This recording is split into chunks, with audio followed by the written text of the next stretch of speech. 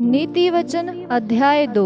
हे मेरे पुत्र, यदि तू मेरे वचन ग्रहण करे और मेरी आज्ञाओं को अपने हृदय में रख छोड़े और बुद्धि की बात ध्यान से सुने और समझ की बात मन लगाकर सोचे और प्रवीणता और समझ के लिए अति यत्न से पुकारे और उसको चांदी के समान ढूंढे और गुप्त धन के समान उसकी खोज में लगा रहे, तो तू यहोवा के भय को समझेगा और परमेश्वर का ज्ञान तुझे प्राप्त होगा। क्योंकि बुद्धि यहोवा ही देता है, ज्ञान और समझ की बातें उसी के मुंह से निकलती हैं। वह सीधे लोगों के लिए खरी बुद्धि रख छोड़ता है, जो खराई से चलते हैं उनके लिए वह ढाल ठहरता है। वह न्याय के पथों की देखभाल करता है और अपने भक्तों के मार्ग की रक्षा करता है।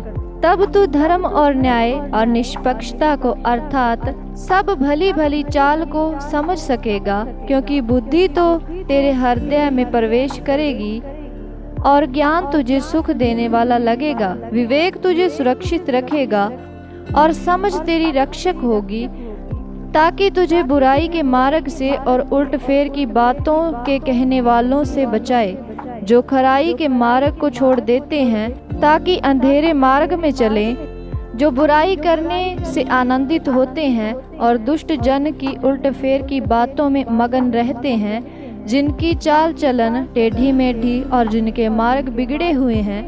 तब तू बुराई स्त्री से बचेगा, जो चिकनी चुपड़ी बातें बोलती है और अपनी जवानी के साथी को छोड़ देती है, और जो अपने परमेश्वर की वाचा को भूल जाती है।